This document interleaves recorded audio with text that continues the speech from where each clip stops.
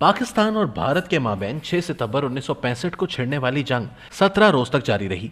22 सितंबर को अक़वाम मुत्तहिदा की सलामती काउंसिल ने पाकिस्तान और भारत के माबैन जंग बंद करवा दी। सीज फायर होने के फौरन बाद रूस ने पाकिस्तान और भारत के माबैन हालिया कशीदगी को खत्म करने और हमसाया मुल्कों के माबैन सुलह करवाने के लिए मेजबान का किरदार अदा करने की पेशकश कर दी। पाकिस्तान के सरबराह मुमलिकत जनरल अयूब खान और भारत के वजीर आजम लाल बहादुर शास्त्री ने रूस की मेजबानी में मुज़ाकरात की मेज पर बैठने की हामी भर ली। सदर पाकिस्तान अयूब खान अपने 16 रुकनी वफ्द के हमरा 3 जनवरी को सोवियत यूनियन की जमहूरिया उज़्बेकिस्तान के दारुल हुकूमत ताशकंद पहुंचे। इनके वफ्द में वजीर खारजा जुल्फ़िकार अली भुट्टो, वजीर इत्तलात और नशरियात ख्वाजा शहाबुद्दीन और वजीर तिजारत गुलाम फारूक के अलावा आला सिविल और फौजी हुक्काम शामिल थे। भारत के वजीर आजम लाल बहादुर शास्त्री भी इसी दिन अपने वफ्द के हमरा ताशकंद पहुंच गए। पाकिस्तान और भारत के माबैन ये तारीखी मुज़ाकरात 7 दिन तक जारी रहे, लेकिन इन 7 दिनों में मुज़ाकरात की फिजा मुसलसल तब्दील होती रही। भारत के वजीर आजम लाल बहादुर शास्त्री इन मुज़ाकरात में कश्मीर का जिक्र करने से साफ इनकार कर रहे थे। वजीर आजम शास्त्री का मौक़िफ़ ये था कि कश्मीर का मसला पहले से तयशुदा है और मौजूदा मुज़ाकरात सिर्फ इन मसाइल को हल करने के लिए हो रहे हैं जो मौजूदा पाक भारत जंग की वजह से पैदा हुए। दूसरी तरफ पाकिस्तानी वफ्द मुज़ाकरात में कश्मीर का जिक्र शामिल किए बगैर आगे बढ़ने को तैयार नहीं था। पाकिस्तानी वफ्द का मौक़िफ़ ये था कि कश्मीर का जिक्र किए बगैर ये मुज़ाकरात बेमकसद होंगे और अगर कश्मीर का जिक्र इनमें शामिल नहीं किया जाता तो पाकिस्तानी वफ्द को चाहिए कि कोई भी मुआहिदा किए बगैर वतन वापस लौट जाए। कुदरतुल्लाह शहाब ने अपनी किताब शहाबनामा में लिखा है कि गालिबन रूसियों की मुदाखलत से शास्त्री जी किसी कदर पसीजे और पाकिस्तानी वफ्द को इन मुज़ाकरात के दौरान कश्मीर का नाम लेने की इजाज़त मिली। अलबत्ता भारतीय वज़ीर आज़म का रवैया बदस्तूर सख्त और बेलोच रहा। इनके नज़दीक ये मसला तय हो चुका था और अब इसे असर नौ छेड़ने की कोई ज़रूरत ना थी। पाकिस्तान के वज़ीर ख़ारजा मिस्टर भुट्टो का ख्याल था कि ऐसे हालात में ये मुज़ाकरात बेमकसद होंगे और पाकिस्तानी वफ्द को बगैर कोई मुआहिदा किए वापस लौट जाना चाहिए। शुरू में सदर अयूब भी गालिबन इस ख्याल से मुत्तफ़िक थे, लेकिन रूसी वज़ीर आज़म मिस्टर कोसिगिन ने सदर अयूब खान से पे दर पे चंद मुलाकातें करके इन पर कुछ ऐसा जादू किया कि इनका रवैया ड्रामाई तौर पर बदल गया और वो दफतन इस बात के हामी हो गए कि किसी मुआहिदे पर दस्तखत किए बगैर हमें ताशकंद से वापस जाना जेब नहीं देता। रूसी वजीर आजम की कोशिशों के बाद बिलाखिर 10 जनवरी 1966 को सदर अयूब खान और वजीर आजम शास्त्री ने मुआहिदा ताशकंद पर दस्तखत कर दिए। इस मुआहिदे के तहत तय पाया कि पाकिस्तान और भारत की मुसल्लह अफवाज अगले 1.5 माह में 5 अगस्त 1965 से पहले वाली पोजीशन पर वापस चली जाएंगी और दोनों ममालिक मसला कश्मीर को अक़वाम मुत्तहिदा के मंशूर पर पाबंद रहते हुए बाहमी मुज़ाकरात की बुनियाद पर हल करेंगे। मुआहिदे के नतीजे के तौर पर भारत को कब्जे में लिए गए पाकिस्तान के 2 गांव हाजी पीर और टेटवाल पाकिस्तान को वापस करने पड़े। भारतीय मुक़्तदिर हलकों और मीडिया में इस मुआहिदे को कड़ी तनकीद का निशाना बनाया गया। बाज़ हलकों का यह ख्याल है कि इसी तनकीद के दबाव ने भारत के वज़ीर आज़म लाल बहादुर शास्त्री की जान ले ली। मुआहिदा होने के बाद रात 10 बजे रूस की जानिब से दी जाने वाली ज़ियाफ़त से फारिग होकर लाल बहादुर शास्त्री अपने कमरे में चले गए। रात के 1 बजे के बाद इन्हें दिल का दौरा पड़ा। इनके डॉक्टर बरवक्त इन तक ना पहुंचे और रात 2 बजे लाल बहादुर शास्त्री इंतकाल कर गए। जनरल अयूब खान इनके मरने पर गहरे रंजीदा नजर आए क्योंकि वो वज़ीर आज़म शास्त्री को भारत और पाकिस्तान के माबैन अमन कायम करने की उम्मीद तसव्वुर कर रहे थे। जबकि वजीर खारजा जुल्फ़िकार अली भुट्टो को भी रात को जगाया गया और सेक्रेटरी दिफा ने इन्हें खबर दी कि हरामजादा मर गया है, तो भुट्टो ने यकलख्त सवाल किया, कौन सा वाला? वजीर आज़म लाल बहादुर शास्त्री की वफ़ात तकरीबन 56 साल गुजरने के बाद आज तक एक मुइम्मा ही है और इसकी मुख्तलिफ वजूहात बयान की जाती रही हैं। दूसरी जानिब पाकिस्तान में भी इस मुआहिदे को तनकीद का सामना करना पड़ा। सहाफ़ती और मुक़्तदिर हलकों ने इस किस्म के तबसरे किए कि पाकिस्तान मैदान जंग में जीती हुई जंग मुज़ाकरात की मेज़ पर हार गया। इसके अलावा मुआहिदा ताशकंद पर दूसरा सबसे बड़ा एतराज़ ये उठाया गया कि सदर अयूब खान ने यह मुआहिदा करके कश्मीर का मसला हमेशा के लिए दफन कर दिया। तबसरों में इस बात की गूंज भी सुनी गई कि यही वो बेहतरीन वक्त था जब मसला कश्मीर को हल किया जा सकता था। ये वक्त गंवा के सदर अयूब खान ने पाकिस्तान को पहले से भी ज़्यादा मुश्किल सूरत हाल से दो चार कर दिया था। ताशकंद मुआहिदे ने पाकिस्तान और भारत के माबैन जंग का खात्मा तो करवा दिया, मगर इसने कई नए सवाल और मसाइल खड़े कर दिए। ये सर्द जंग का ज़माना था और बड़े सगीर में नुमाया असर रसूख अमरीका ही का था। ताशकंद मुज़ाकरात में सालसी का किरदार अदा करके सोवियत यूनियन को बड़े सगीर के मामलात में अमल दखल करने का रास्ता मिल गया। इस ब्रेक थ्रू के बाद अमरीका और सोवियत यूनियन के माबैन सर्द जंग का एक मैदान बड़े सगीर भी बन गया। पाकिस्तान की सियासत के हवाले से देखा जाए तो इस मुआहिदे ने जनरल अयूब खान को इक़्तिदार से अलग करने में बुनियादी किरदार अदा किया। जनरल अयूब खान और इनके वजीर खारजा जुल्फ़िकार अली भुट्टो के माबैन बदगुमानियां तो मुआहिदे से पहले भी मौजूद थीं, मगर मुआहिदे ने इन बदगुमानियों को और बढ़ा दिया। कुदरतुल्लाह शहाब लिखते हैं कि मुज़ाकरात के दौरान किसी नुक्ते पर मिस्टर भुट्टो ने सदर अयूब को कुछ मशवरा देने की कोशिश की तो सदर का नारियल अचानक चटक गया। انہوں نے غصے میں مسٹر بھٹو کو ڈانٹ کر کہا، الو کے پٹھے، بکواس بند کرو۔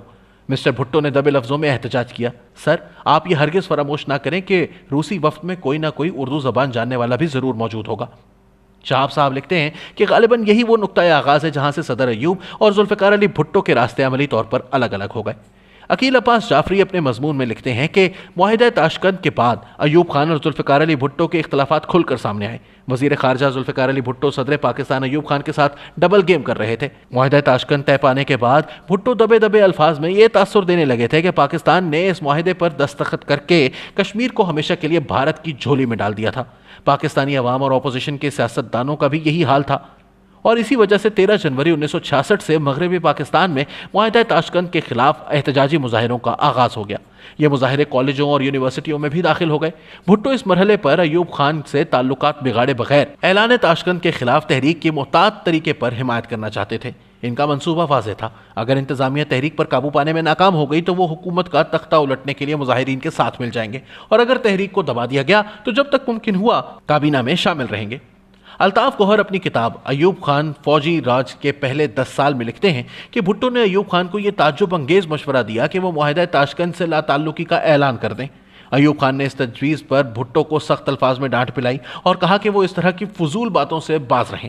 وہ مزید لکھتے ہیں کہ بھٹو کچھ دنوں کے لیے لاڑکانہ چلے گئے، جہاں وہ معاہدہ تاشقند کے بارے میں طرح طرح کی داستان ترازیاں کرنے لگے۔ انہوں نے بعض غیر ملکی صحافیوں سے غیر رسمی گفتگو کرتے ہوئے کہا کہ ایوب خان نے تاشقند میں صرف ایک ہی معاہدے پر دستخط نہیں کیے، بلکہ وہاں اعلان تاشقند کے علاوہ ایک اور معاہدہ بھی ہوا تھا جسے خفیہ رکھا گیا تھا۔ الطاف گوہر کے بقول کیونکہ یہ انکشاف خود وزیر خارجہ کر رہے تھے، لہٰذا صحافیوں کی اکثریت نے اسے درست تسلیم کر لیا۔ بھٹو جانتے تھے کہ ایوب حکومت میں اب ان کے دن گنے جا چکے ہیں، چنانچہ وہ اپنے آپ کو اعلان تاشقند سے بری الذمہ ثابت کرنے کی کوششوں میں مصروف تھے۔ حقیقت یہ تھی کہ بھٹو تاشقند میں ہونے والے مذاکرات میں پوری طرح شریک رہے تھے۔ ان کا یہ کہنا کہ ایوب خان نے اعلان تاشقند کے علاوہ کسی خفیہ معاہدے پر بھی دستخط کیے تھے قطعی طور پر جھوٹ تھا، مگر بھٹو نے اس جھوٹ سے خوب فائدہ اٹھایا۔ معاہدہ تاشقند کے بعد عوام میں حکومت اور صدر پاکستان جنرل ایوب خان کی مقبولیت میں کمی آنے لگی، جبکہ دوسری طرف ذوالفقار علی بھٹو کی مقبولیت میں اضافہ ہونے لگا۔ اسٹینلی وولپرٹ لکھتے ہیں کہ اس بدگمانی کے ماحول میں صدر ایوب خان نے کوشش کی کہ کسی طرح ذوالفقار علی بھٹو سے بات کی جائے اور انہیں اسمبلی میں آ کر حکومت کے حق میں تقریر کرنے پر آمادہ کیا جائے۔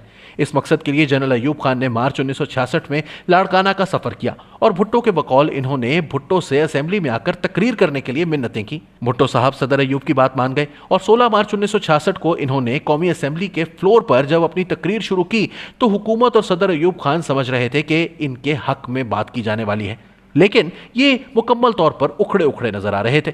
انہوں نے کہا کہ پاکستان محض ایک جغرافیائی لحاظ سے کچھ صوبوں کا ملاپ ہی نہیں ہے، بلکہ پاکستان اللہ تعالیٰ کی نعمت ہے، یہ امت مسلمہ کی عظمت کی تخلیق ہے۔ پاکستان ایک تاریخی انقلاب کا نام ہے، پاکستان کہیں زیادہ زندہ انقلاب ہے۔ سننے والے جانتے تھے کہ بھٹو صاحب کیا کہنا چاہ رہے ہیں۔ اسٹینلی وولپرٹ اپنی کتاب زلفی بھٹو آف پاکستان میں لکھتے ہیں کہ بھٹو نے بتا دیا تھا کہ ایوب خان کا 1958 کا انقلاب مر چکا۔ یہ طے تھا کہ صدر پاکستان اور وزیر خارجہ کے راستے الگ ہو چکے اور ایوب خان بہت جلد بھٹو کو کابینہ سے الگ کرنے والے تھے۔ کچھ مہینوں تک تو یہ افواہیں محض افواہیں ہی رہیں، بلکہ اس دوران ایک مرتبہ صدر ایوب خان نے ان افواہوں کی تردید بھی کی، مگر بالآخر 17 جون 1966 کو صدر پاکستان نے ذوالفقار علی بھٹو سے وزارت خارجہ کا قلمدان واپس لے لیا۔ اس خبر نے پاکستان کی سیاسی فضا میں ہلچل مچا دی۔ بھٹو نے بھی اس موقع سے بھرپور فائدہ اٹھانے کا فیصلہ کیا اور راولپنڈی سے بذریعہ ریل گاڑی کراچی کے لیے روانہ ہوئے۔ 22 جون 1966 کو وہ پہلے مرحلے میں لاہور پہنچے، جہاں عوام نے ان کا پرجوش استقبال کیا۔ 23 جون کو وہ لاڑکانہ اور 24 جون کو کراچی پہنچے۔ ہر جگہ اور ہر مقام پر بھٹو کا والہانہ استقبال ہوا۔ لوگ سوال کرتے کہ معاہدہ تاشقند کے علاوہ خفیہ معاہدہ کون سا تھا؟ بھٹو صاحب منہ پر انگلی رکھ کر کہتے، میں خاموش ہوں۔ اس پرجوش استقبال سے متاثر ہو کر ہی بھٹو نے سیاست کے میدان میں قدم رکھنے کا فیصلہ کیا، لیکن ساتھ ساتھ بھٹو صاحب کی یہی ادائیں ایوب خان کی حکومت کو کچوکے پر کچوکا لگا رہی تھی۔ یہی فیصلہ آگے چل کر پاکستان پیپلز پارٹی کے وجود میں آنے کا باعث بنا۔ دوسری جانب معاہدہ تاشقند کی بنا پر پاکستانی عوام میں صدر ایوب خان کے خلاف غم و غصے کی لہر پیدا ہوئی اور بالآخر ایوب خان کو اپنا عہدہ چھوڑنا پڑا۔ پاکستانی عوام کا آج تک یہی خیال ہے کہ پاکستان نے مسئلہ کشمیر کو تاشقند کی سرزمین پر ہمیشہ کے لیے دفن کر دیا اور وہ جنگ جو خود حکومتی دعووں کے مطابق میدان میں جیتی جا چکی تھی، معاہدے کی میز پر ہار دی گئی۔ मगरबी पाकिस्तान की सियासत में इस हलचल के नतीजे में पाकिस्तान पीपल्स पार्टी वजूद में आई, जबकि 1965 की जंग में जिस तरीके से मशरकी पाकिस्तान को नजरअंदाज किया गया, इसके नतीजे में मशरकी पाकिस्तान की बेचैनी में बेतहाशा इजाफा हुआ। भारत ने मशरकी पाकिस्तान पर हमला सिर्फ इस वजह से नहीं किया था कि चीन ने इसे सख्त नताइज की धमकी दी थी, वरना मगरबी पाकिस्तान तो अपने बखेड़ों में इतना उलझा था कि इसे मशरकी पाकिस्तान की हिफाजत का होश ही नहीं था।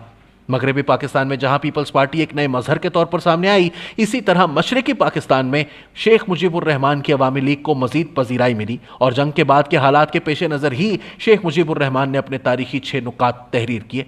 इस तरह 1965 की जंग और जनवरी 1966 का ताशकंद मुआहिदा आगे चलकर मशरकी पाकिस्तान की अलहदगी का बाइस भी बना।